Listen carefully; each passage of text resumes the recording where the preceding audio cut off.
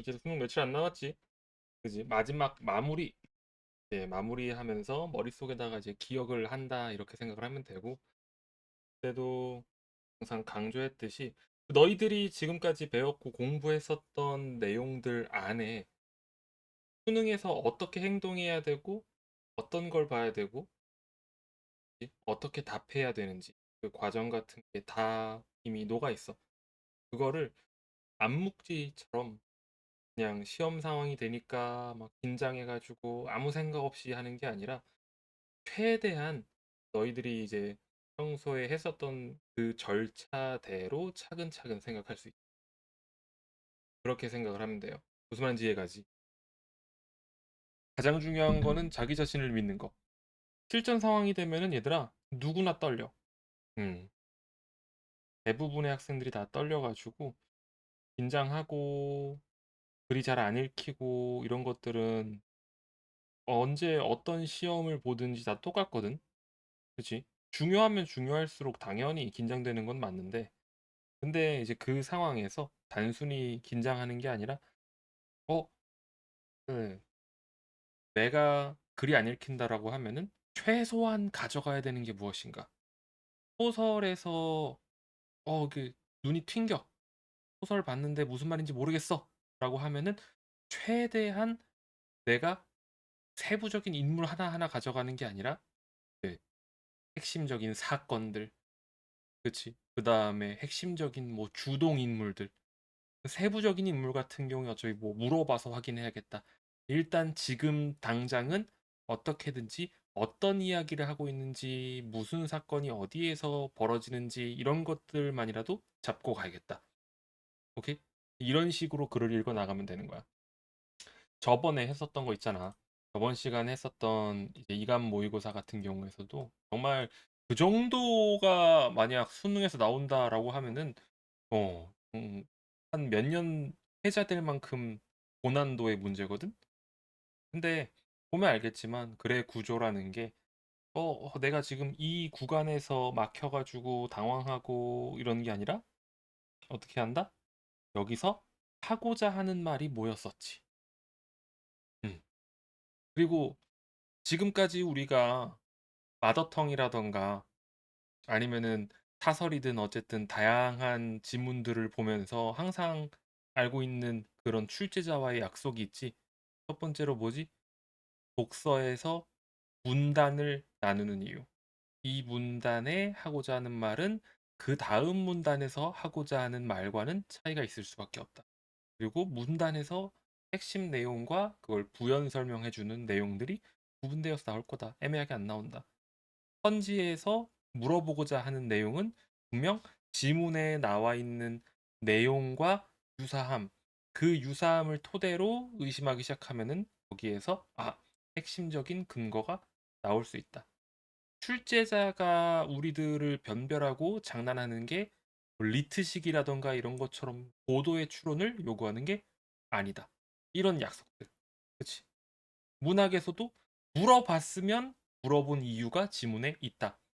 왜? 없는 내용을 그렇게 물어보지 않으니까. 그리고 없는 내용을 물어보기 위해서는 또 보기에서 어느 정도 서로 약속한 내용들이 있다. 이런 것들.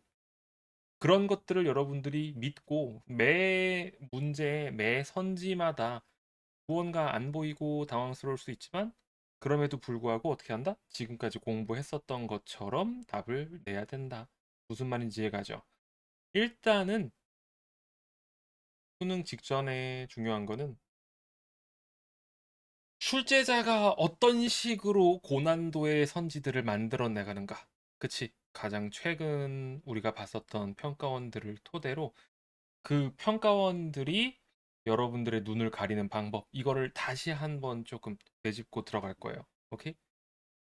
자, 우리 4구 이거 나왔었던 거 기억하지? 4에서 9번 문제.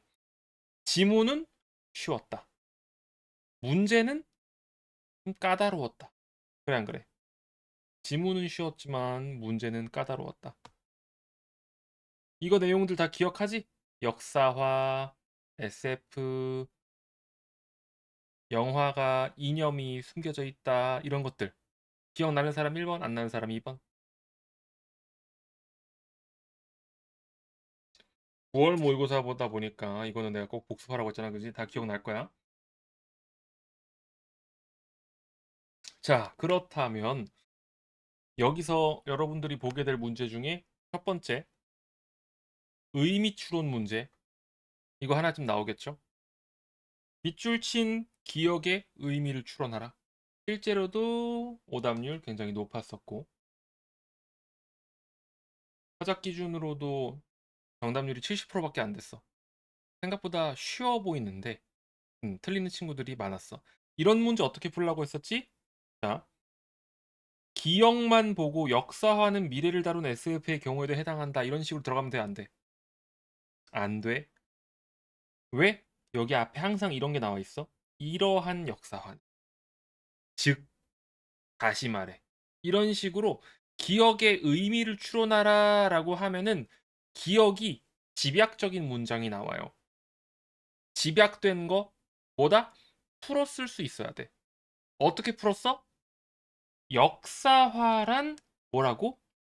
역사화의 가능성에 주목했는데 역사화, 서사를 통한 역사화지. 서사는 사건을 회고적인 방식으로 이미 완료된 과거처럼 서술한다는 점에서 총체적인 조망을 가능하게 한다. 이게 서사를 통한 역사화잖아. 그래서 미래를 다룬 SF도 이런 서사를 통한 역사화가 가능하다. 미래를 다룬 SF도 완료된 과거처럼 바라보는 방식, 서사를 통한 역사화를 통해 오늘날의 사회를 총체적으로 이해하게 한다. 답은 2번이 될 수밖에 없는 거죠. 무슨 말인지 이해가지? 의미 추론 문제에서 머리 갖다가 그냥 답을 감각적으로 찾는 게 아니라 내 기억의 의미를 여기 바로 앞에 나오는 경우가 한 8, 90%고 가끔씩 가다가 역사화의 개념이 뭐 일문단에 나와 있는 케이스도 있긴 해요. 좀 거리가 벌어져 있는 경우. 근데 어쨌든 여러분들이 이중으로 스캐닝을 해서 여기 안에 있는 그 핵심 키워드를 쉽게 풀어 쓴 부분을 읽어주면서 그래서 그 의미를 구체화시키는 그런 문제 형식이야. 알겠지? 나오면은 아예 쉽거나 아니면은 굉장히 어렵게 나올 수 있어서 조심합시다. 자, 그 다음에 6번 같은 문제. 6번 같은 문제 어떻게 풀라고 했었어? 꼭 기억해야지. 6번 같은 다음의 입장에서 땡땡을 평가한 내용. 다음의 입장, 지문 연장형이지. 보기가 나와요. 그 다음에 A의 입장, 또 지문에 나와요. 두 개의 입장을 주고 하나의 입장 갖다가 다른 입장을 평가하라고 한단 말이야. 그럼 일단 기본적으로 새로 나온 텍스트를 읽으면서 이게 앞에 나왔었던 A와 서로 충돌하는 내용인가 혹은 같은 편인가를 생각을 해야 돼요. 무슨 말인지 이해가지? 그래서 여기 이해를 하면 보기에서 보다 유토피아는 뭐 인간의 본연 욕망 오케이 그거 아는데 하지만 궁극적으로 유토피아는 근본적으로 실현 불가능하다. 더불어 현실의 문제에 대한 해답이 현실 너머에 존재하지 않는다. 현실 너머에 존재하는 이상적인 세계를 탐색하는 SF의 역할이 되게 중요하다. 둘이 완벽하게 상충하는 내용이죠. 그리고 나서 선지 판단할 때 꼭 3단계 다 생각하라고 했었지. 첫 번째 뭐야? 보기의 맥락을 벗어나면 안 된다. 보기의 사실관계. 두 번째 여기서 말하는 A 대상 지문의 사실관계. 그리고 마지막 세 번째가 뭐야? 얘들아? 마지막 세 번째로 우리가 인지해야 되는 게 뭐죠? 방향성. 이해가지? 무조건 다음의 입장에서 A를 평가하는 내용, 이런 평가 문제가 나오면은 꼭 세 번째의 그 방향성을 머릿속에 떠올려야 돼요. 그 방향성이라는 게 뭐지? 까냐고.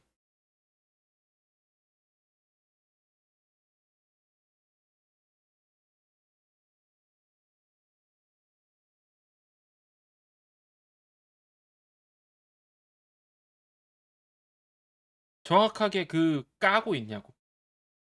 무슨 말인지 이해가지?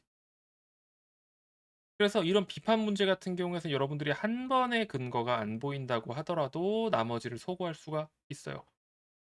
수비는 현실의 부정적 양상에 대한 인식이 부재했니? 아까 뭐라고 했어? A의 사실관계 보라고 했었지. 이것 봐. 현재 부정적 양상, 현실, 인식 있지. 그러니까 부재한 게 아니다. 틀렸다. 이런 식으로 소거하는 거야. 5번 완벽해. 왜? 유토피아의 한계를 고려할 때 유토피아의 한계가 있다고 했었던 보기에 일치하죠. SF를 통해 현실 너머에서 대안을 모색하고자 했니? 수비는? 맞아요. 현실 너머에 존재하는 이상적인 세계를 탐색하고자 했어요. 그럼 두 가지 사실관계 오케이고 얘 입장에서 수빈의 생각을 수정하고 싶어 하겠지. 비판하고 있잖아. 그래서 정답은 5번이 돼야 되는 거야. 무슨 말인지 이해가지? 이 정도가 되기 시작하면은 슬슬 난이도가 굉장히 높아져 가지고 실제로도 정답률 55%. 오케이? 7번 같은 거는 당연하게 이야기할 거예요. 정확한 근거가 있고 우리가 다른 단어라고 하면은 한 번쯤 그 단어의 정의에 대해서 생각을 해보고 답해야 됩니다. 알겠죠? 그냥 이런 내용 읽었던 것 같아라고 하는 순간 낚이는 거야. 7번 정답률 59%. 오케이? 이거 같은 경우에선 얘들아 뭐라고 했었지? 좀 특이한 스타일이었었지 간만에. 왜? 문학이랑 비슷한 스타일이었어. 그리고 항상 이야기하지만 얘들아 보기 문제든 아니면 2점짜리 문제든 단순 내용 읽지 말고 조금 선지가 어떤 단계의 사고를 요구하는 문제들 있죠. 그런 거는 항상 1번 선지를 잘 분석한 다음에 이따 문학 때도 이야기하겠지만 1번 선지부터 차례대로 들어가면서 똑같이 그 논리를 똑같이 밟아나가. 무슨 말인지 이해가지? 지상을 이렇게 언급한 것은 허공의 도시와 관련된 압도적인 느낌은 몇몇 장면의 과학적 오류를 문제 삼지 않는 것은 이 보기 문제에서는 앞부분의 보기에 케이스가 들어가 있는 거야. 케이스형 보기 문제에서. 이해가지? 앞부분의 보기에 이 케이스를 읽어냈었을 때 이거는 첫 화면에 등장하는 공간이다. 오케이? 그런데 이게 가에 따르면 이미지의 이면을 읽어내어 사회를 심층적으로 이해한 결과겠군. 그냥 보고서는 가에서 이미지의 이면을 읽어내면은 사회를 심층적으로 읽어낼 수 있다고 했는데 그냥 이렇게 읽으면 돼, 안 돼, 얘들아? 안 돼. 그렇게 틀리는 친구들 꽤 있었어. 뭐 해야 돼? 단순 사실관계 말고 하나 더? 그게 올바른 연결인지 보라고. 이거 딱 무슨 알고리즘이야? 문학에서 우리가 보기 문제 푸는 알고리즘이잖아. 그치? 지문에서의 맥락, 그 다음에 보기에서의 해석, 그 다음에 그 사실관계를 보고 최종적으로 둘을 연결하는 거. 어떻게 봤을 때는 이게 문학의 본문이고 이게 문학의 보기가 되는 거지. 그런 느낌이잖아. 무슨 말인지 이해가지? 출제자의 의도를 우리가 최대한 파악해가지고 그 단계를 밟아 나가야 된다. 오케이? 그래서 여기에서는 가에서 이야기한 이미지의 이면을 읽어낸다. 그 위아래 맥락을 봐야 되는데 처음 글에 스키밍 할 때도 좀 잡긴 했었어야 됐어. 왜? 영화의 특성 드러내면서 숨긴다.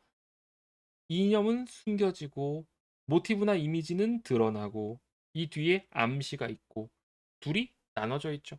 이분법적으로. 여기에 나와 있는 이 장면은 이면을 읽어낸 것, 이면도 아니고 그 결과도 아니고 연결이 틀렸다. 무슨 말인지 이해가죠? 앞부분에서는 그럼 원래 뭐가 들어갔었어야 돼? 음, 뭐 불순하거나 위험하다고 간주되는 그런 내용이 보기에 있었다면 그거를 봤었으면은 굉장히 좋았겠구나. 그러면은 적당한 매칭이었겠구나. 이렇게 생각을 하면 되는 거야. 오케이? 이런 문제들 좀 조심하도록 해. 알겠지? 그 다음에 자 얘들아 이번에 뭐 나 말고도 근데 나는 예전부터 그때 강조했었었지.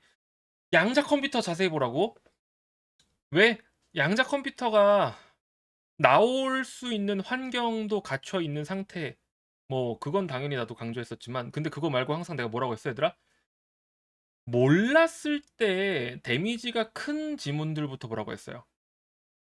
그치? 내가 줬던 자료들 다 봤지? 거기에서 나와 있는 것 중에 예를 들어 관세 파트의 키코라던가 아니면은 양자 컴퓨터라던가 이해가죠? 그런 것들 읽으면서 이런 식으로 저널리즘, 공공 저널리즘처럼 좀 주는 선지들이 나올 수가 있어. 점수를 좀 주는 거. 여러분들이 어려운 지문에서 그리고 혹은 쉬운 지문이지만 어려운 선지들의 문제에서 어느 정도는 시간을 써야 돼. 출제자가 여러분들에게 판단할 때 시간 소모를 강요한단 말이에요. 그럼 거기서 시간을 썼지. 그럼 그 다음에 어떻게 해야 돼? 쉬운 곳에서 그 시간을 다시 벌어서 정립을 해야 돼. 무슨 말인지 이해가지? 항상 강조하지만 어려운 부분에서도 차분하게 문제 풀고 쉬운 부분에서도 돌다리를 두들기고 이러면 안 돼. 저널리즘처럼 그냥 지문에 뭐 구조가 명확한 애들 있지.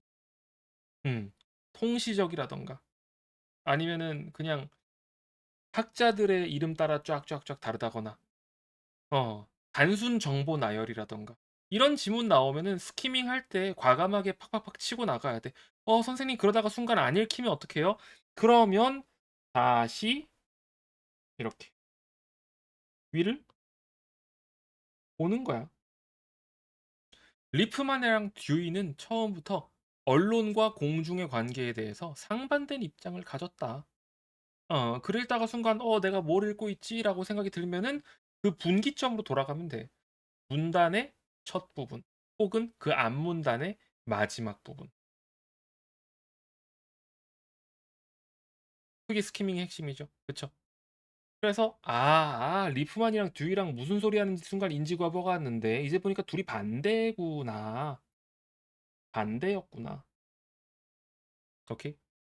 그런 식으로 글을 과감하게 읽어 내려가고 선지의 근거를 정확하게 찾아서 답할 수 있도록. 12번 같은 경우에서도 이런 목적이 정확하게 뭔지 확인해서 꼭 답할 수 있도록.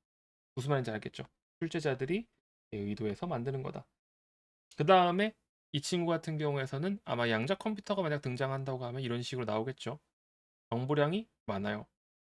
정보량이 많고 글을 읽다가 보면은 내가 뭘 읽고 있지? 이거 무슨 말이지? 뭐 갑자기 1000Hz, 1000Hz, 막 100Hz 막 읽으면서 어때? 머리가 혼잡해져. 이때 중요한 거 내가 뭘 읽고 있는가.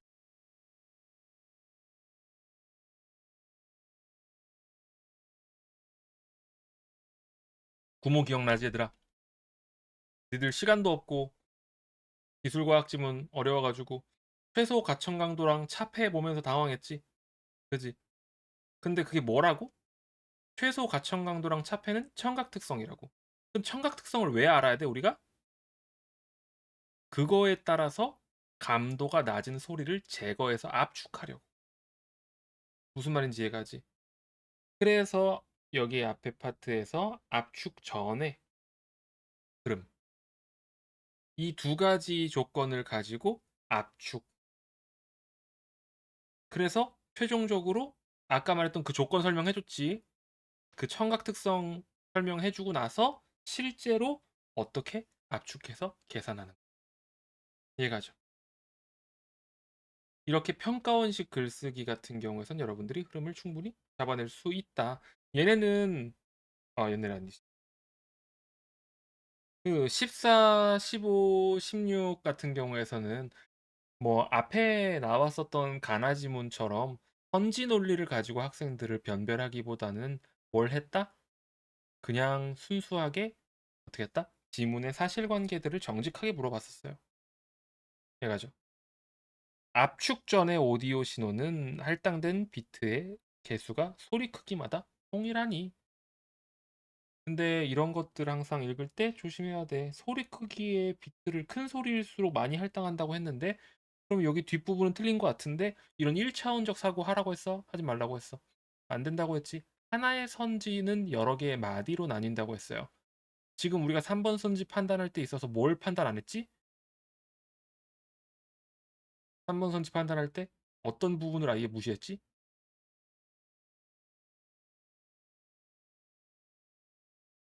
그렇지. 전제. 앞부분. 압축 전의 오디오 소리. 그 내용은 아예 없었잖아, 지금. 이것도 무조건 판단을 해줘야 돼. 쓸데없는 선지는 있다, 없다? 없다. 최소한 우리가 그 선지를 약분을 하든, 아니면은, 너무 당연한 전제니까 삭제를 하든 뭘 해야 되는데, 이런 거는 마냥 뭐뭐 했다면, 이런 내용도 아니잖아. 그래서 판단을 해줘야 돼. 이 부분이 여기 부분이라는 거지. 이런 식으로. 이해가지? 근데 지나고 나서 아뿔싸 이러지 말고 처음 문제 풀 때 여러분들 아까 뭐라고 했어? 명시지로 이거를 머릿속에다가 넣고 있어야 된다. 아, 이거 조심해야 되는데. 이거 출제자가 물어볼 수 있는데. 음, 이런 것 때문에 오답 많이 나오는데. 지금까지 공부했었던 거를 얘들아 헛된 것처럼 머릿속에서 밀어놓고서 새로운 마음가짐으로 문제를 풀지 마. 너희가 지금까지 공부했던 것의 연장선상이라 생각을 하면 돼. 수학도 똑같잖아. 풀었던 거 기반으로 푸는 거잖아. 국어도 그래. 읽었던 거 기반으로 읽고 풀었던 거 기반으로 푸는 거야. 너희가 지금까지 해왔던 그 행동대로. 이해가지? 그러면은 수능 시험에서도 여러분들 평소 공부했던 것처럼 네, 스무스하게 문제를 풀 수가 있어요. 자, 그 다음에 이야기했었지만 내일도 영상 하나 나갈 거긴 한데 그 몇몇 소설 작품 중에 조금 여러분들이 한 번쯤 전체 스토리를 익혀야 되는 애들. 근데 나는 일단은 문학에서 어 연계의 효용이 정답률이 아니라 글 읽을 때 그냥 편안함에 있다고 생각을 해요. 그지 얘들아? 연계면 정답률이 높아지냐? 안 그래. 그 사설에서나 좀 그렇지. 왜? 사설 같은 경우에서는 최대한 어렵게 내기 위해서 내용 자체의 조금 심층을 물어보는 경우가 많은데 너네 작년 수능도 좀 이따가 한번 살짝 보겠지만 작년 수능 정을선전 같은 경우에서 연계였었는데 오답률이 제일 높았어요. 연계인데. 비연계보다 높았다고. 아버지의 땅 빡셌지. 원리동 시인 빡셌지. 왜 연계인데 빡셀까? 얘들아, 연계인 걸 가정하고 어차피 너희들이 공부 못했었던 부분들을 물어보기 때문이야. 보기를 제시해서 관점을 비틀어 버린다거나, 어. 아니면 진짜 세세한 걸 통해서 서술자랑 그 다음에 그 시선이랑 시점을 구분해서 물어본다거나 이해 가죠? 그래서 여러분들이 지금까지 공부했었던 그냥 자기 자신의 체급을 믿고 연계 분명 이거 연계 작품인 것 같은데 왜 이 내용이 기억이 안 나지? 이 부분이 왜 안 보이지? 이런 생각 절대 할 필요가 없어요. 그리고 연계 공부할 때는 일단 기본적으로 어쨌든 한번 그냥 남은 시간 동안 편안하게 뭐 읽는다. 그걸 또 어려웠던 내용도 좀 읽는다라고 하면은 그 다른 책을 보는 게 아니라 특수안에 나와 있는 그냥 파트를 읽어요. 그래서 그냥 읽기 속도를 줄이는 건데 그 현대 소설이라던가 고전 소설이 연계될 때 이번에 이거 이화전도 완전 다른 부분이야 반 걸쳐 있었어. 기억하니? 완전 다른 부분이었어 반 걸쳐 있었어. 어때?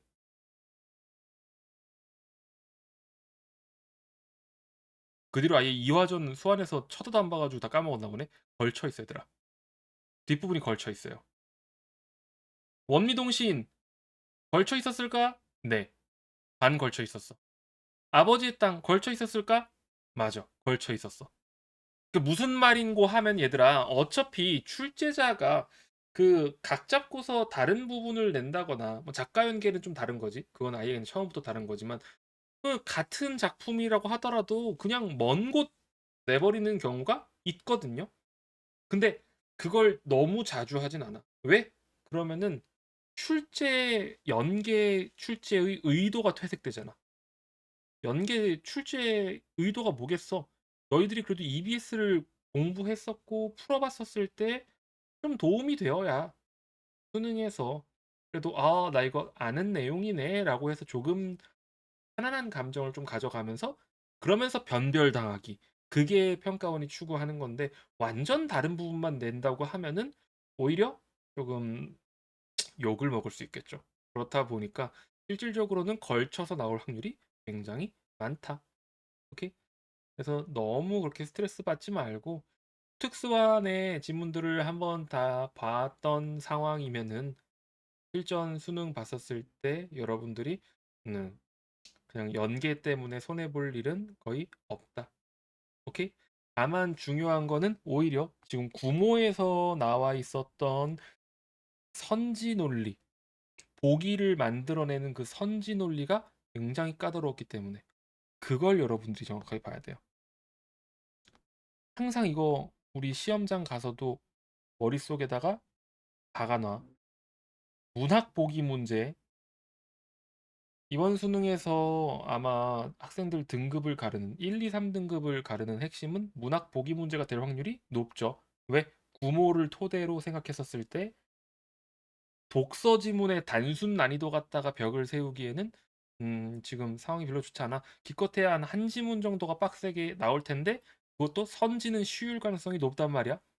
그죠? 지문도 빡세고 선지도 빡센 해겔급이라던가 브레턴 우즈급이 나올 확률이 굉장히 적어요. 그러면은 그 상황에서 이번 구모처럼 만약 학생들을 변별하고자 하면은 문학의 보기 문제 난이도가 굉장히 높아지겠지. 문학 보기 문제에서 무조건 세 가지 항상 기억하라고 했어. 첫 번째 뭐지? 1번 지문의 맥락. 그죠? 두 번째는 뭐죠? 뭐 봐야 되더라? 그렇지. 보기의 세계관을 벗어나서 감상하지 말라고. 마지막 세 번째는 뭐야?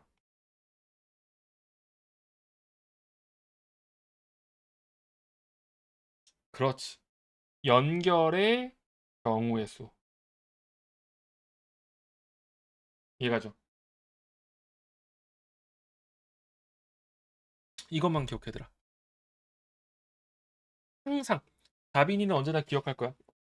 작년에도 내가 항상 강조했었고 그냥 뭐 작년뿐이 아니라 뭐라 해야 돼 평생 강조였어.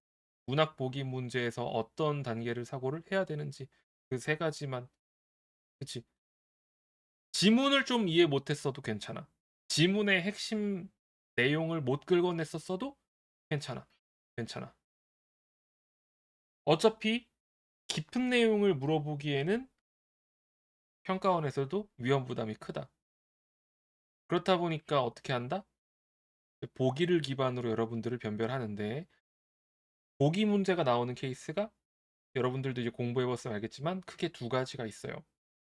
첫 번째 케이스는 이런 것처럼 얘는 좀 덜하긴 한데 어쨌든 그 뒤에 나오지. 내용에 관한 해석. 그지? 내용에 관한 해석. 30번 문제처럼. 두 번째 케이스는 선지를 만드는 방식에 관한 제시. 그죠?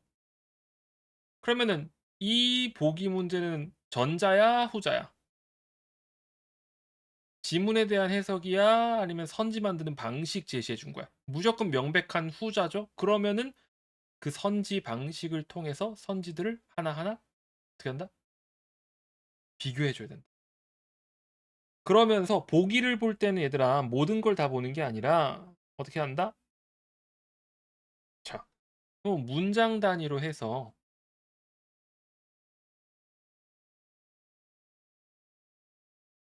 크게 세 가지 문장이 나오잖아. 추상적인 개념이 구체적인 이미지로 형상화될 수 있다. 형상화는 유사성을 바탕으로 하는데 보편적인 인식이 일반적이다. 하지만 유사성이 개성적인 경우도 있다. 딱 세 가지야, 얘들아.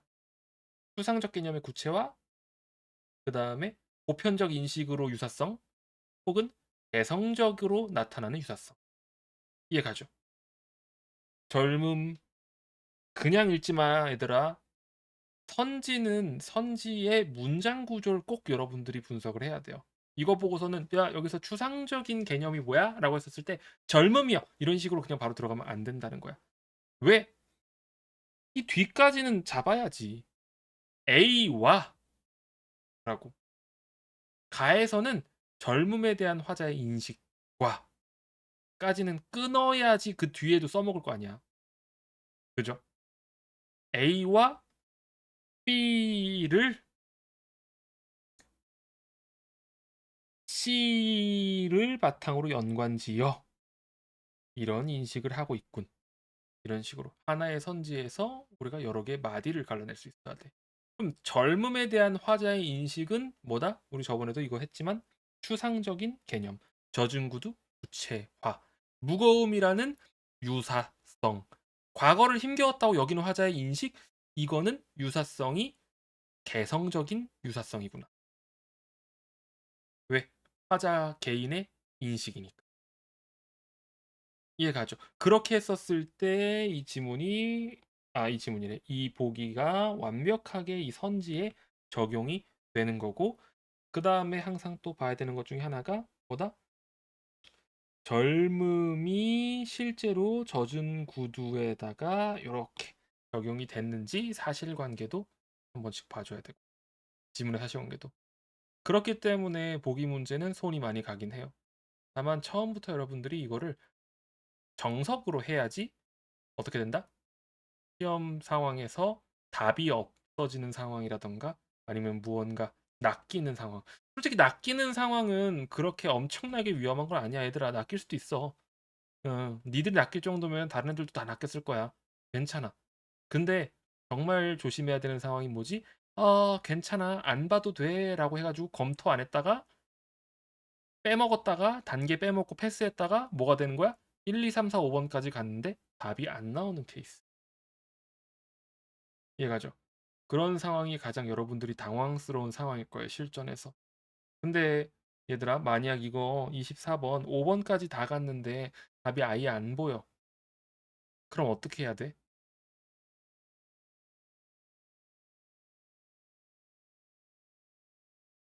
무조건 지금까지 여러분들이 여기다가 2분을 썼는지 3분을 썼는지 중요하지 않아요.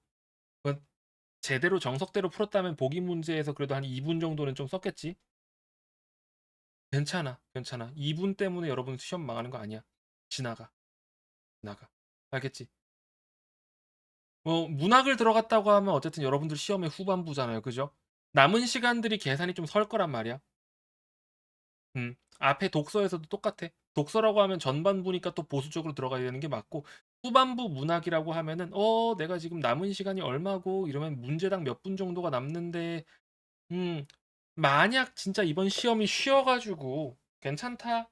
근데 그래도 어차피 끝나고 돌아오면 되잖아. 시험이 쉬었다면. 다 풀고 돌아오면 되잖아. 쉬었으면. 그지? 어려웠으면 절대 여기에 매이면 안 되지. 무조건 뒤에 마지막에 이거 보기 문제 3점 맞는 것보다 어차피 그리고 둘 중 하나 정도 갈랐다 치면은 기대값 1.5점이라고 그거 하느니 마지막에서 어떻게든지 쉬워 보이는 문제들 얘 같은 경우에는 진짜 빡세긴 했었지만 단순 내용 일치라던가 기억 니은 디귿으로 지시해 준다거나 이런 것들 여러분들이 그거를 다 풀고 들어가면 되는 거잖아. 이해가죠? 기대값이 끝까지 다 가는 게 무조건 높다. 오케이? 그래서 무조건 끝까지 푸는 게 최우선. 그리고 보기 문제에서 시간을 좀 많이 내가 투자했었어도 그거 매몰 비용이다. 얘들아. 1, 2, 3, 4, 5번까지 너희가 배웠던 대로 다 했는데 못 봤다고 하면은 진짜 그건 오독이라거나 뭔가 시인 그런 상황이거든. 괜찮아, 괜찮아. 그냥 지나가도록 해요. 표시해 놓고. 오케이? 그 가채점표에다가 한 칸 꼭 잘 비워 놓고 여기다가 네모 칸 쳐놓은 다음에 그 다음 칸으로 넘어가시면 됩니다. 이번 것들 얘는 그렇고 그 다음에 그 2점짜리들 있잖아, 얘들아. 이런 것들, 2점짜리들. 내가 뭐라고 했어? 그 2점짜리라고 무조건 쉬운 문제가 아니에요. 알겠죠? 여러분들이 그 문제 풀 때, 보기는 그래도 좀 잘 넘어가는 친구들이 있고, 포기하는 친구들이 있는데, 2점짜리 문제에 붙잡고 있는 친구들이 꽤 있어. 왜? 2점짜리인데 못 푸는 걸 잘 납득을 못 하거든? 얘들아, 항상 보면은 알겠지만, 최상위, 이제, 난이도, 그, 정답률이 가장 낮은 뭐 한 5에서 7등 사이 문제들 중에 보면은, 뭐 독서 2점, 문학 2점 들어가는 케이스가 정말 많아. 매해 꼭 한두 개씩은 들어가요. 그리고 또 하나 뭐 들어가지 얘들아? 선택 과목 들어가. 선택 과목에서 부모 때도 화작에 뭐 하나 들어갔지 얘들아? 오답률 랭킹 3등 37번. 언매는 말할 것도 없었지. 그러니까 내가 선택 과목을 무조건 15분 내로 다 맞아야 되는데 수능 시험 같이 중요한 데서 이 선택 과목 틀리면은 작살 나는데 이런 생각하지 말라고. 그냥 지금까지의 수능 문제들 본다고 하더라도 꼭 랭킹에 선택 과목들 있고 2점짜리들 있기 때문에 그 여러분들이 강사가 아닌 이상 어떻게 돼? 실전 상황에서 이게 맞아야 정상인 문제인지 와 아니면 이거 틀릴 만한 문제인지를 판단을 못 할 수가 있어. 실시간으로 내가 이 시험을 망했는지 혹은 충분히 내가 선방을 하고 있는지 이런 것도 여러분들 판단 못 해요. 무슨 말인지 이해가지? 다 끝날 때까지 끝난 게 아니고 끝나봐야 알아. 다 이게 등급표 나와봐야 한다고. 이해가지? 그러니까 그 상황에서는 최대한 여러분들이 기대값을 높이는 걸로.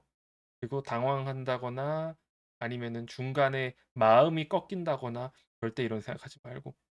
재작년에 시험 어려웠었을 때 굉장히 많은 학생들이 끝나고 나서 연락 너네 꼭 연락 줘 알겠지? 그 내가 먼저 연락하기 조금 그래가지고 시험 결과 꼭 말해줘.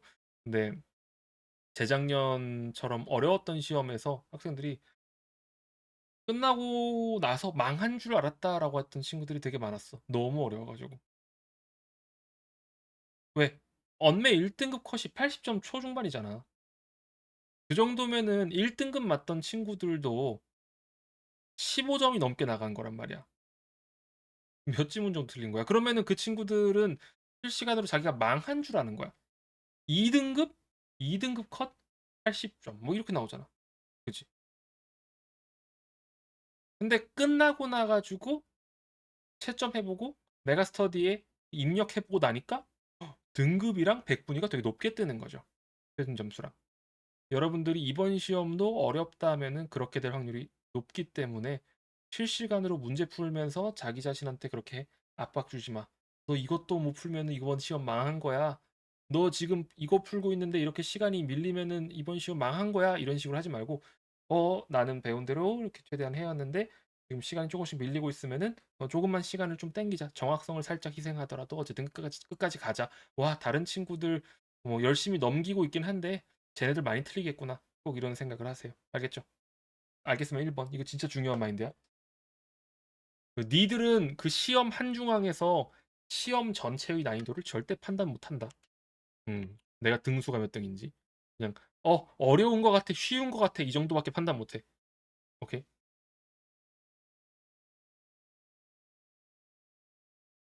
자, 그 다음에, 이번에도 문학에서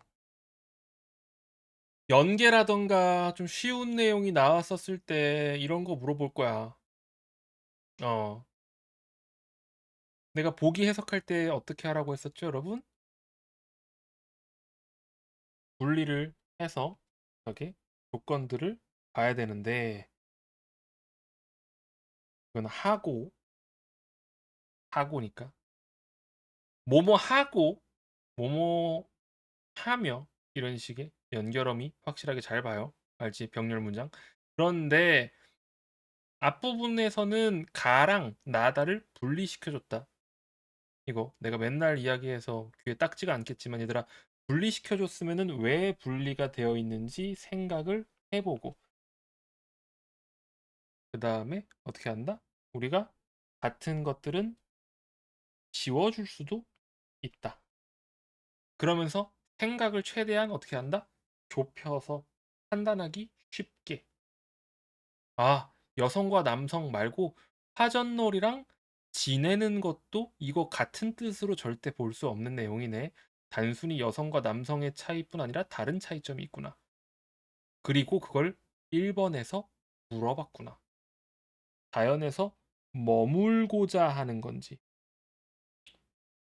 지내는 거랑 화전놀이가 어떻게 다를까? 여기에서 지금 일상적 생활 공간으로 머물고자 하는 건 둘 중에 누구랑 연결이 되어야 될까?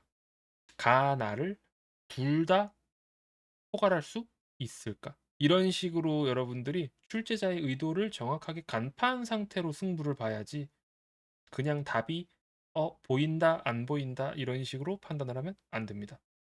이해 갔죠? 그리고 알다시피 이런 거 안 보이면 어떡해요? 30번 정답률 32% 얘들아. 맞으면 개이득인 거지 여러분들이 틀렸다고 해서 등급이 날아가진 않습니다. 오케이? 이 정도 나오면은 진짜 어려운 거니까 그 경우의 가지수 매칭 여기까지 가는 순간 여러분들 말고 여러분들의 경쟁자인 다른 친구들은 여기서 무한 찍구요미 빙글빙글빙글 돌고 있을 거예요. 31, 34 항상 학생들이 마지막까지도 긴장되니까 질문하는 건데 얘들아 비연계 소설 혹은 뭐 삼한수뷰라던가 아니면은 여기 천수석처럼 그냥 연계긴 한데 어차피 인물 다 못 외울 만한 그런 내용들이 나와서 앞부분 줄거리에 이렇게 인물이 많아지면 어떻게 해야 된다? 응? 작년수련도 그랬지. 아, 시작하자마자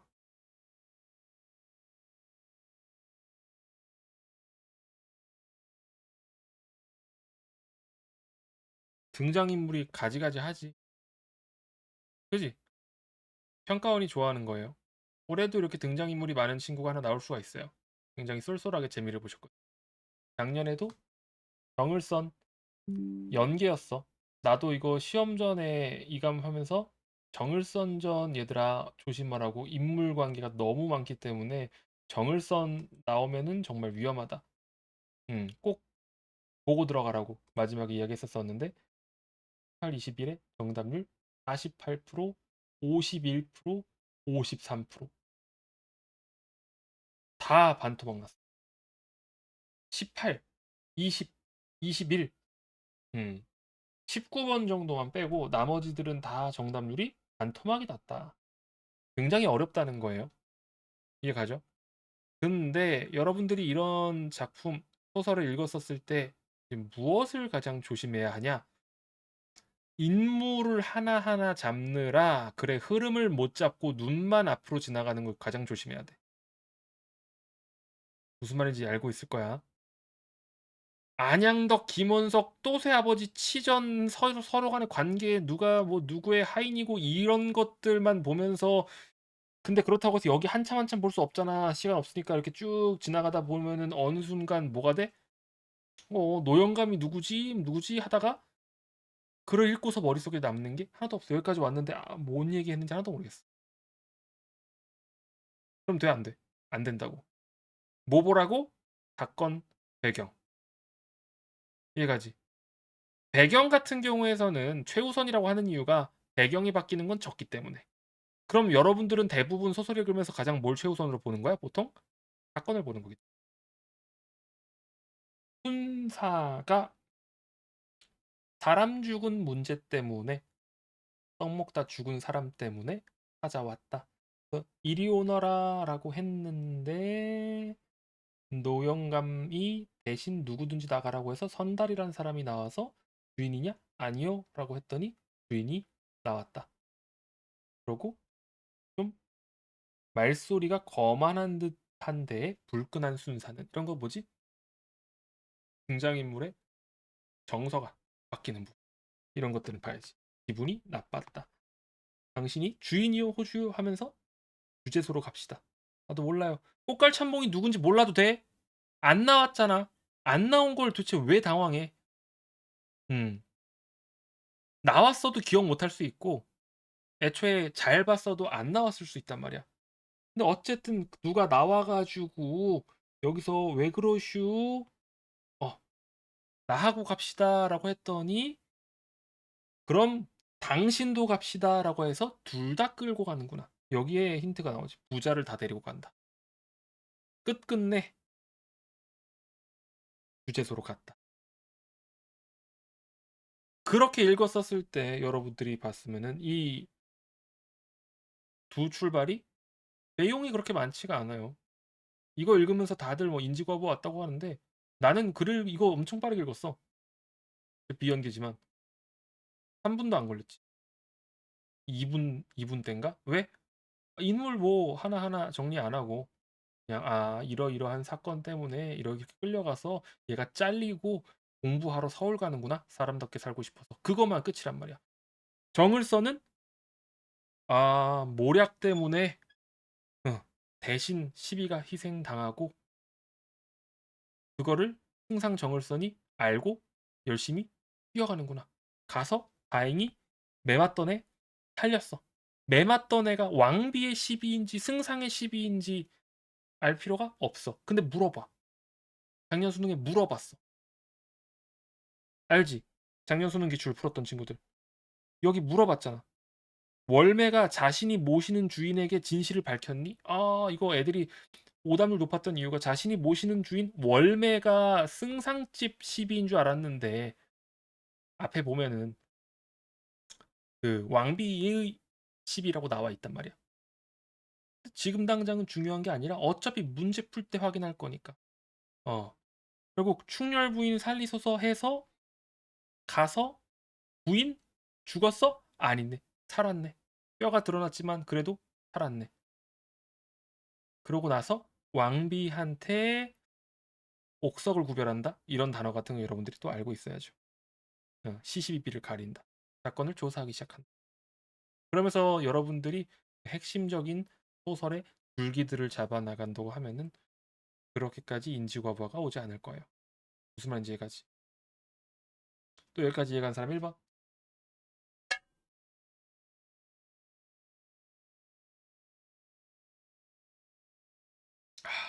그래서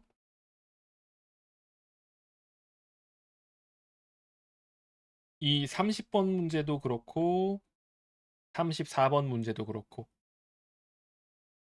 문학에서 나오는 킬러 문제는 보기 활용을 정말 잘한다. 이해가죠? 34번은 나머지 모든 선지가 어때? 여러분들 풀어봐서 알겠지만 1, 2, 4, 5번 선지의 보기 파트가 다 보기에 그대로 나와 있어. 음. 원래는 한두 개 정도는 그래도 조금 더 낚시를 위해서 치환되는 내용 정도로 바꿔주는데 이거는 다 그냥 그대로 나와 있었어. 뭐만 안 나와 있어? 3번 선지만. 얘가지. 근데도 이렇게 대놓고 했지만 정답률이 굉장히 낮습니다. 음.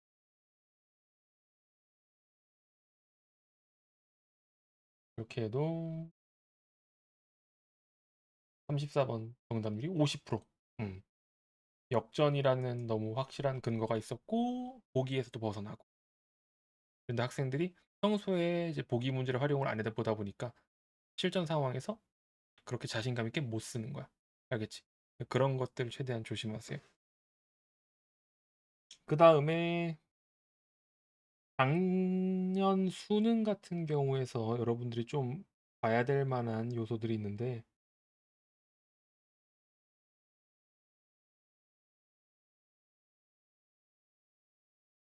작년 수능이 전반적으로 쉬웠지만 지문은 정말 쉬웠지만 굉장히 학생들을 치명적으로 낙관했던 것들이 있어요. 올해도 독서가 만약 쉽게 나온다고 했었을 때 여러분들의 이 치명적인 걸 조심해줘야 돼. 어떤 거?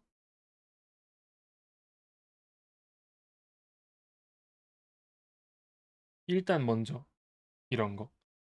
이감 같은 경우에서도 이런 논리 구조 가지고 선지 만드는 게 몇 번 있다 보니까 여러분들이 흘려봤을 거야. 7번에서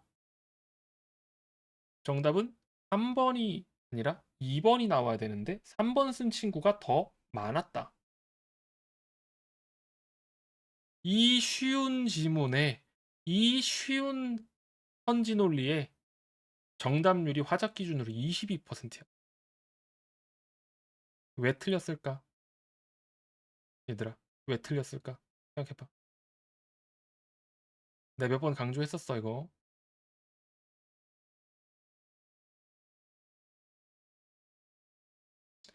그렇지. 기억은 주체 인식의 준거가 서양 근대 문명의 주체라는 인식에 반대하는 입장이야. 서술어랑 쫙 병렬적 지문인데 서술어를 저 뒤에 쳐박아두고 시급성을 부인하는 입장인데 저 뒤에 박아두고 학생들은 뭘 의도했다? 오독을 유도하는 거예요, 강제로. 알겠죠? 이번 수능에서도 이런 선지가 나올 확률이 농후해. 어. 충분히 이거는 언제든지 써먹을 만한 건데 그래도 작년보단 정답률이 높을 거야. 왜? 그 사설에서도 열심히 이런 방식을 썼었고 그 다음에 여러분들이 기출도 풀어봤기 때문에 하지만 뭐다? 암묵지로 들어가면은 이런 거 털린다. 알겠죠? 이게 완전 처음은 아닌데 어쨌든 학생들 입장에서 그렇고 내 입장에서도 그렇고 아 설마 설마 하다가 당하는 거야. 그래서 이런 거 무조건 평소에 습관을 조심해야 되고 이 8번 같은 경우에서도 정답률 22%. 아 얘가 22%고 아까 7번이 31%였구나. 이 친구가 22%. 보기 활용. 어떻게 한다 얘들아? 말했다시피 생각에 필요한 부분을 좁혀. 선지를 스캐닝할 때 있어서 생각의 마디를 줄이고 줄이고 줄이고. 정부가 서양의 생산 기술 도입으로 변화하게 될 마을. 이거는 판단할 필요가 없는 내용이야. 왜? 보기에 그대로 나와 있으니까. 그럼 여기에서 지금 물어보는 건 정확하게 뭐야? 홍보한 취지만 물어보는 거야. 홍보한 취지가 뭐다?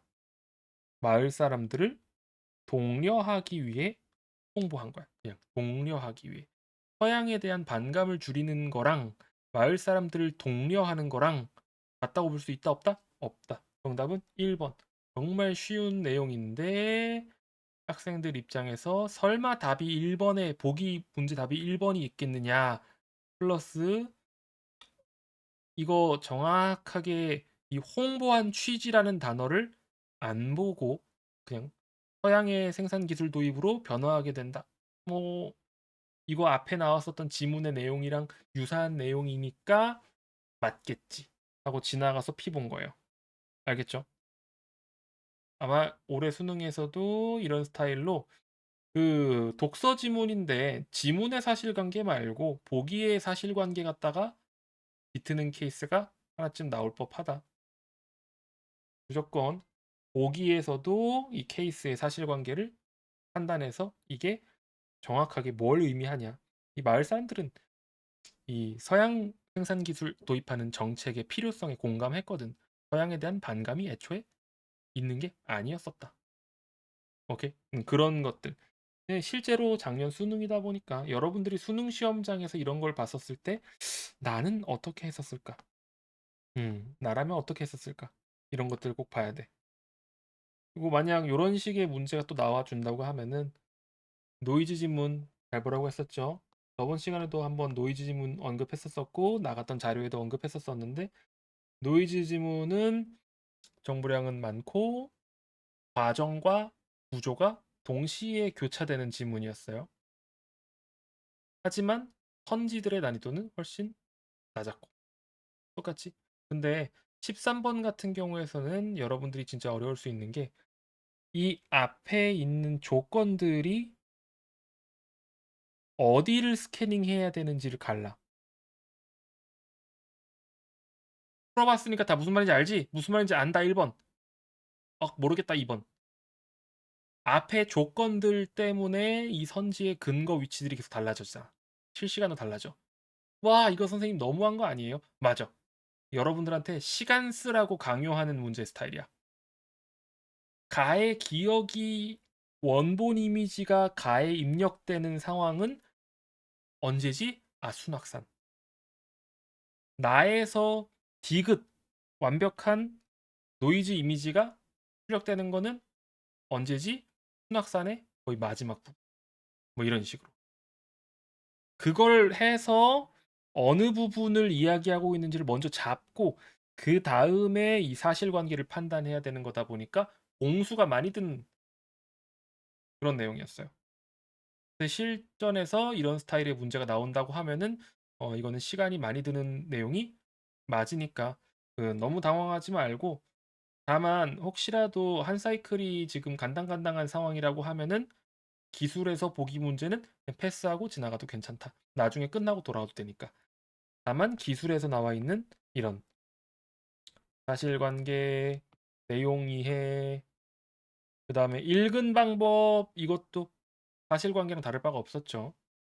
왜? 이런 내용이 나왔니 안 나왔냐 물어보는 거기 때문에 이런 주는 문제들은 여러분들이 어떻게든지 스키밍해서 그래 구조를 잡은 다음에 근거만 좀 찾아서 답을 하자. 이해 가죠? 그것만 좀 조심하면 됩니다. 어, 뭐 16번은 그냥 전형적인 어려운 문제라서 여러분들이 막 그건 필요 없고 음, 가채점표는 저번에 설명해줬던 것처럼 문제를 풀면서 실시간으로 가채점표를 작성을 하고 나중에 이제 남은 시간이 한 5분 정도 남았을 때 가채점표를 정답지에다가 다 마킹을 옮겨서 그렇게 해서 1분 언더컷 3, 40초 정도로 하고 그 다음 최종적으로 문제를 풀고 이런 식으로 무슨 일이 있어도 한 5분 남았을 땐 일단 마킹 먼저 하세요. 오케이? 뭐 중간에 끊기지 말고 차라리 5분 전후로 해가지고 다음 지문 들어가기 전에 무조건 마킹해 얘들아.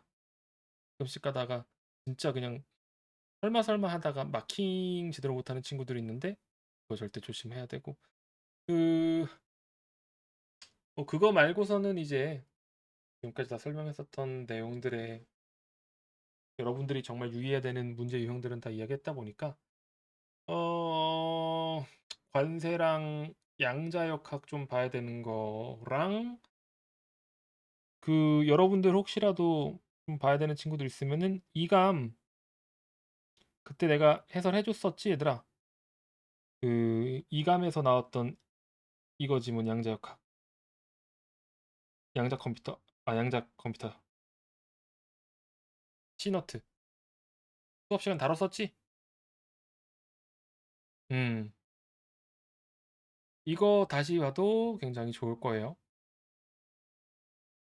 양자 얽힘 알겠지?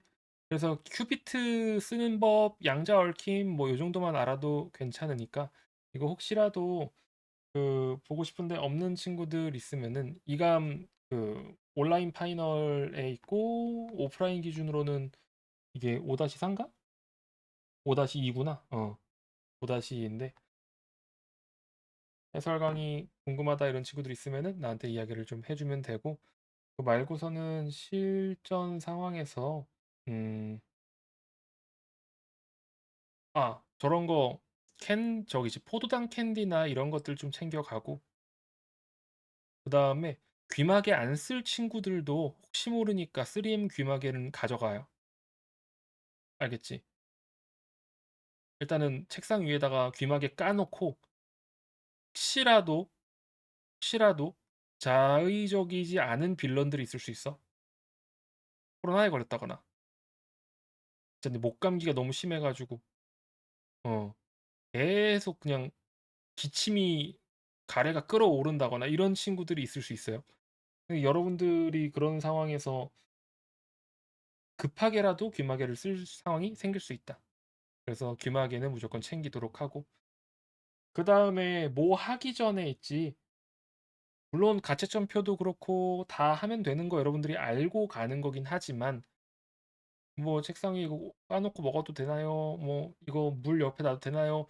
그냥 어지간한 거 있으면 얘들아 부끄러워하지 말고 니들 1년 동안 2년 동안 고생했던 게 달린 날이잖아. 그냥 다 감독관님한테 예의 바르게 여쭤봐. 알겠지?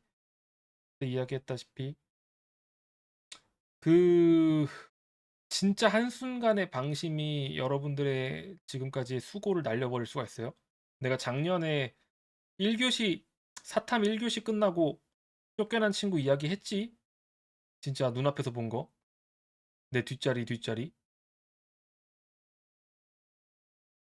그 친구 설마 했겠지. 깜빡했을 수도 있고 하긴 몰라 나도 그 친구랑 대화는 안 해봤으니까. 그 서랍장에다가 문제집 넣어놨던 거 걸려가지고 시험 중간에 걸리고 그다음에 1교시 끝나고 이제 본부로 가서 돌아오지 않은 친구. 여러분들 그 생각보다 되게 많은 친구들이 의도치 않은 예, 뭐라 해야 되냐 시험 부정행위 때문에 걸려요. 무조건 조심하고 낼 거 있으면 다 내고 알겠지? 아 돌려받기 귀찮은데 이런 거 하지 마. 진짜 핸드폰 생각보다 안 내는 애들 되게 많거든. 그거 니들 잘 꺼놓고 이랬어도 누구 한 명이 삽질하고 거기에서 이제 같이 검사 들어가면서 한 다여섯 명 날아간 케이스도 있어요. 무슨 말인지 이해가지?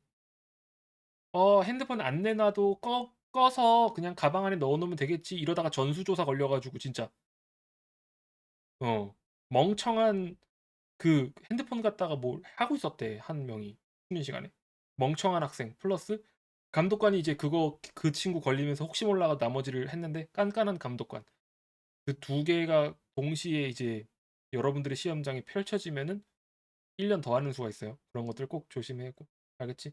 그다음 전날에 가가지고 건물들이나 이런 것들 위치 한번 꼭 확인해가지고 시험 당일 날에는 여유 있게 바로 찾아갈 수 있도록 그렇게 하고 또 궁금한 거 있어 얘들아? 시험 관련해가지고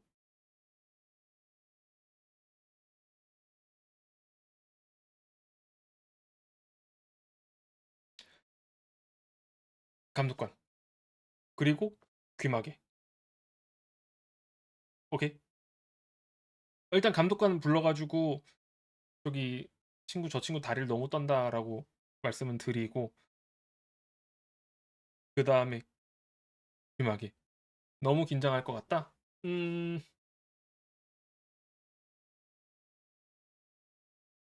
일단은 긴장을 하는 게 당연하다고 생각을 하고 들어가 알겠지? 긴장이 되는 건 당연하다 내가 잘못되고 그런 게 아니라 누구나 그런 중요한 상황에서는 긴장하고 손이 떨리고 그럴 수 있어. 그럼 그 상황에서 네가 공부했었고 배웠었던 것처럼 어, 긴장이 되니까 글이 조금 더 안 읽히면은 더 핵심 내용 문단의 앞부분을 한 번 더 눈으로 찝고 이런 식으로 해가지고 충분히 우리가 그거를 돌파할 수 있어. 이해가지? 평소보다 그냥 평소랑 똑같이 하되 평소보다 조금 더 긴장된 상황이니까 그러면은 평소보다 조금 컨디션이 안 좋구나. 그냥 이렇게 생각하면 되는 거야. 긴장된다고 해가지고 단어의 뜻이 안 나오고 긴장된다고 해가지고 완전히 진짜 한 글자 한 글자 한 편 큐비트가 두 개일 때 이런 것도 못 읽지 않거든. 알겠지? 너무 심하게 떨지 마. 그리고 지금까지 어쨌든 열심히 했으니까 남은 거는 그냥 하늘에 맡긴다 이런 생각으로 하면 돼요. 오케이? 그 시험 망하는 친구들이 그렇게 엄청 많지 않아 얘들아. 어. 시험 대박 나는 친구들도 생각보다 꽤 있고 근데 시험 망하는 친구들도 생각보다 그렇게 많지 않아 그냥 어느 정도는 여러분들이 그래도 기대했었던 값들이 이제 나올 수 있으니까 음. 그냥 수능 한 번에 말아먹으면 어떡하지? 이런 생각하지 마. 오케이? 하던 대로 해. 평소처럼.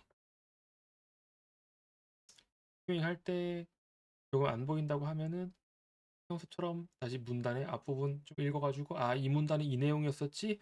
한번 동그라미 치고 키워드 같은 거 좀 동그라미 치면서 차분하게 읽어 나가고 거기에서 조금 더 속도를 줄인다거나 이런 식으로 해가지고 조절하면은 충분히 여러분들 읽어 나갈 수 있어요.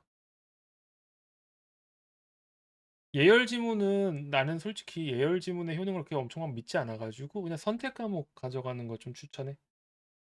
나는 오히려 그 언매 풀 때는 이제 언매 문제집 가져가가지고 정리된 노트 같은 거 있잖아. 예열 지문 풀 시간에 언매를 보긴 했었어. 근데 매체랑 화작 같은 거 풀어두면 돼, 얘들아.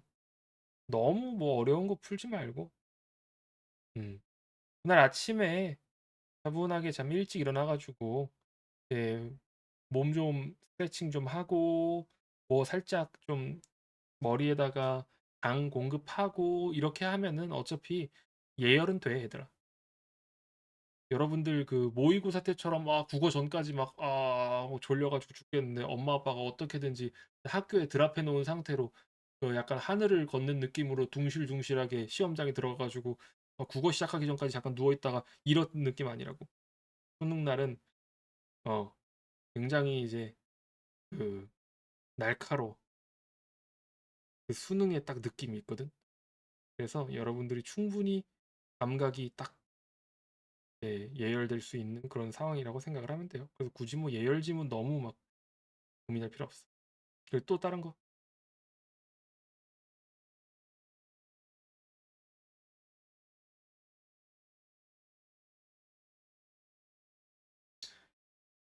그거 너무 기대하지 말고 무조건 챙겨 입을 옷들 입고 가. 알겠지? 패딩 안에 반팔 이딴 거 입고 가지 마. 갑자기 생각하니까 화나네. 어, 당연한 거야, 얘들아. 에어컨 안 꺼줄 수도 있어. 누군 켜달라고 할 수 있고, 누군 꺼달라고, 그래, 에어컨이 아니라 저기 뭐냐, 난방. 난방이 켜져 있을 거야. 그렇다 보니까 중앙 난방이 켜져 있을 거라 가지고, 그, 더울 수가 있거든요? 다만 또 그냥 패딩만 벗고 있어서 반팔 같은 거 입으면 또 추울 수가 있어. 그러니까 어떻게 해야 돼? 옷을 좀 여러 겹을. 알겠지? 맨 겉에 외투는 당연히 시험장 들어가서 벗는 건데, 그 안에 이제 뭐, 이런 점퍼, 후드 같은 거 안에다가 뭐 이제 긴팔 하나 뭐 이런 식으로 해가지고 여러분들이 그거 벗어가면서 체온 좀 조절할 수 있도록 알겠죠? 그렇게 해. 해가면 될 거. 보통 그게 국룰이긴 하지, 그지? 나 같은 경우에는 얇은 긴팔 위에 후드 집업 위에 패딩 입고 가긴 함. 뭐 수능 당일날이 그렇게 엄청 추울 것 같진 않은데 요즘 하도 날씨가 너무 따뜻해가지고 진짜 얘들아 지구온난화 작살이야. 그 아씨. 나, 나 수능 때 진짜 추웠거든. 항상 우리 때는 수능 진짜 매번 너무 추웠어. 다들 다들 막 수능 때 되면은 수능 한파 왔다고 막 덜덜덜 떨면서 손이 막 추워가지고 고봐가지고 막 그랬는데 요즘에는 따뜻하니까 땅이 잘 그 오히려 덥지 않도록 알겠죠? 조절할 수 있게 덥지 않도록. 가채 챔피온은 스스로 준비해서 챙겨가는 거야, 얘들아. 내가 그때 보내줬었던 파일이든 아니면은 자기가 마음에 드는 거든 하나 그냥 여기 스티커 인쇄해가지고 아니면 학교에서 나눠주시거나 이런 식으로 아직 준비할 시간 좀 있으니까 음. 저기 어디더라? 이투스 버전인가도 참 괜찮은 것 같더라. 이투스 버전의 가채점표도 좀 괜찮았던 것 같았고. 음. 그리고 또 그 전 수능 전까지 기왕이면 그리고 얘들아 사설 너무 풀지 마. 알겠지? 얘도 아까 추천했던 이유가 지문 보라고 하는 거지. 여러분들 답안 판단하는 논리는 딱 어느 정도로 기출, 기출에 맞춰. 알겠지? 사설 연습하는 시기는 좀 지났다. 그냥 뒤에 테이프로 붙여도 돼. 그리고 붙이기 전에 그냥 어쨌든 감독관님한테 이거 붙여도 되냐고 여쭈고 붙여. 풀 같은 거로 붙이면 되거든. 되긴 해. 공식적으로도 평가원에서는 됩니다라고 했지만 그럼에도 불구하고 항상 그런 거는 이제 말을 아끼지 말고 손을 아끼지 말고 손 들고 질문하고. 알겠지? 생각보다 수험장에 막 엄청나게 빌런이 또 많지는 않을 거라서 너무 그런 거 걱정할 필요는 없고 귀마개 잘 가져가고 하면은 집중 충분히 해서 문제 풀 수 있어, 얘들아. 그리고 항상 그 생각해, 얘들아. 시험 선지가 어려워 보이고 지문이 어려워 보이고 이번 시험 너무 어려운 거 아니야? 라고 해봤자 어차피 내년에 니들 후배들은 작년 기출은 다 풀어봤어요. 이 소리 나오는 결국은 뭐다? 그래봤자 마더텅이다. 맞아. 그건 그럴 수 있다. 그래서 항상 문제 풀 때 그래봤자 마더텅. 딱 그 생각으로 편안하게 문제를 풀면 돼. 갑자기 무슨 말도 안 되게 마더텅이랑 논리 구조가 완전 다르고 막 리트식으로 나오고 그럴 일은 없어. 6월, 9월 그리고 마더텅 이렇게 생각을 하면 여러분들이 답을 낼 때 있어서 그 기준점이 설 거야. 오케이? 자, 마지막으로 일단 또 질문 하나. 어차피 궁금한 거 있으면 애들 카톡으로 하면 되니까. 오늘 일찍 자야 되니까. 아, 그냥 없다고 하면은 그냥 뭐 카톡으로 어쨌든 질문하면 되고 아직 며칠 있으니까 얘들아. 그 지금까지 수업 듣고 이러느라 참 고생 많았었고 얘들아. 너희들이랑 수업해서 나도 너무 즐거웠었고 마지막까지 너네 원래 실력 발휘해서 수능 잘 볼 수 있도록 나도 같이 좀 기도할게. 알겠지? 매해마다 학생들 시험장 갈 때 엄청 막 떨고 들어가는데 막상 또 가면은 또 잘 봐 얘들아. 어. 막 지문 이해가 안 되는데요. 근거 다 보였어요. 뭐 이러면서 그래서 어떻게 문제는 다 풀었던 것 같아요. 그래가지고 그랬던 친구들도 많거든. 항상 너무 당황하지 말고 그냥 지금까지 연습해오고 공부해왔었던 자기 자신에 대한 확신 그게 중요해. 알겠지? 그래서 어쨌든 지금까지 수업 따라줘서 너무 고맙고 이제 수능 끝나고 얘들아 연락 주고 서울 놀러 올 수 있는 친구들 있으면은 언제든지 연락하고 내가 밥 사줄 테니까 알겠지? 끝나고 다시 이야기 나눕시다 여러분.